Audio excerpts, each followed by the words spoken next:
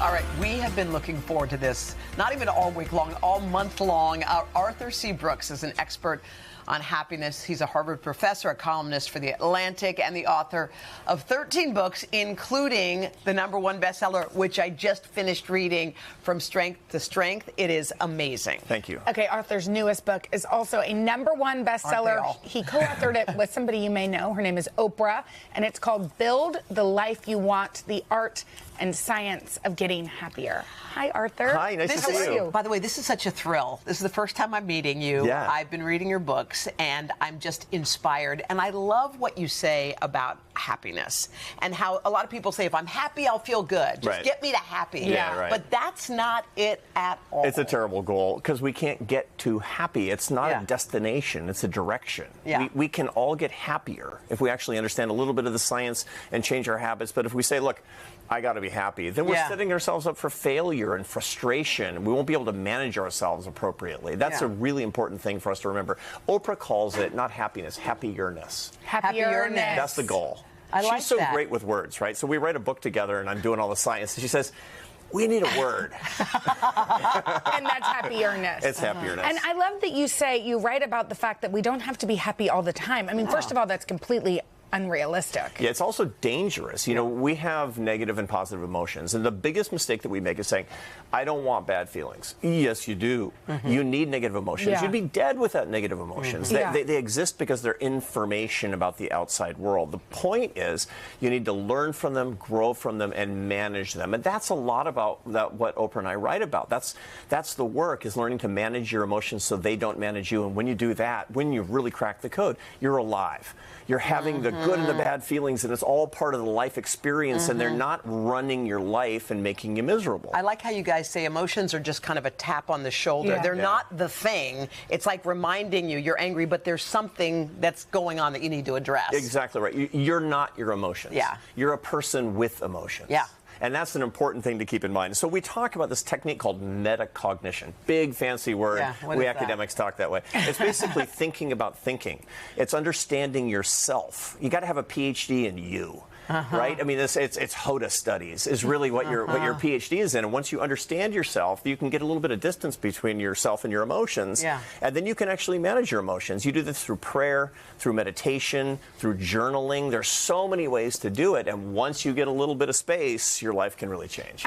We talked about this. I got to hang with you earlier when this book was published. It's like, I also think this is so important to read and then help you redefine how you parent. Right. Because our kids need to know it's okay to be sad and scared. Yeah. And so what's advice when it comes to that? Well, one of the biggest mistakes that parents make today, and you know, I have young adult children, and I'm a grandfather now, and so I've been thinking about this an awful lot, and I teach students who are on average 25 to 30 years old. I teach MBA students are studying the science of happiness as one of their electives.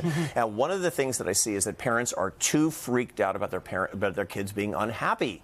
And they're freaked out about it. A lot of helicopter parenting is because they're thinking about their kids' feelings all the time, and they're trying to wipe out the bad feelings, and that's a mistake. Your kid needs to be alive. Your kid needs to learn. Your kid needs to grow. You want your child to have a full life of happiness, not trying to get them into the zone of unreality, which is happiness itself. And when you do that, you protect them too much from the experiences, and then they wind up becoming adults and not knowing how to suffer. Handle it. Yeah. I like how you draw a distinction between pleasure. Pleasure is what you get when you bite into the chocolate chip cookie, or pleasure is what you get when you take the drink, or pleasure is what you get. It's like an instant thing that happens to you, and then there's another kind of satisfaction that comes with sort of a collective feeling. Yeah, this is a really important thing. So happiness is defined as a combination of enjoyment and satisfaction and meaning. Those are the three things that we need. Now, I didn't say pleasure. Pleasure is related to enjoyment. A lot of people are seeking pleasure, but that's just a brain phenomenon. You know, back in the 60s, they used to say, if it feels good, do it. That's a great way to ruin your life. Because all you're doing is you're hitting a lever again and again and again. It's a little center of your brain. It's called the ventral striatum. It's your pleasure center inside your brain. And when you do things just for pleasure, you hit it again and again and again. You get addicted. That's a great way to wreck your life. What you need is to take the sources of pleasure and add two things: people and memory. And that takes the experience of the pleasure and it turns into a really human, full thing called enjoyment. So, and here's the way to think about it. If something gives you pleasure and it can be addictive, drinking, drugs, drugs, scrolling, shopping, eating, your junky food, gambling, whatever it happens to be. If you're doing it alone, you're doing it wrong. This is the key way to remember it, right? Interesting. If it's addictive and it gives you pleasure, don't do it alone. You got to add people and memory. Then it becomes a source of enjoyment, and that will give you greater happiness. But we have not enough time with you. But first, quickly, there are 4 areas we can push it. There are 4 areas, areas that are scientifically proven to help be happier.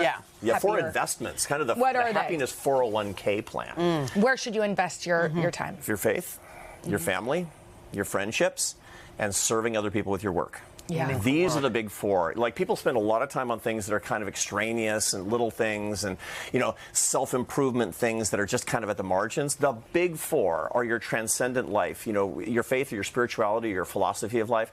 Not necessarily my faith. I'm a Christian. It's really important to me. But what you need is something bigger than you that lets you zoom out on life. That's super important. You need to get small. Because when you're too big, you're going to be obsessed. It's like watching the most boring sitcom over and over and over again every single day by force. Family life. People define it in different ways, but we know that these are mystical relationships of love. We didn't choose them. God knows in lots of cases we wouldn't have chosen them, but they drive us crazy because they're so important.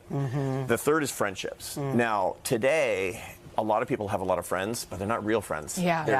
They're deal friends. Deal friends. We know the difference between real and deal. Or virtual friends. No, it doesn't count. In person, in real life, eye contact and touch. There's a lot of neuroscience about why that matters, but we all kind of get it. And last but not least, our work has to serve other people. We have to create value with our lives. And if we do those 4 every day, checklist, at the end of the day, examine kind of your day and say, did I do something for my faith? Did I do something for my family? Did I call my mom? Did I do something with her? Keeping in touch with my real friends, not just my deal friends? And do I believe I serve people today? And if it's check, check, check, check, you're going to go to bed happier and get up happier. Got to ask one more thing. Is there there's a science to falling in love?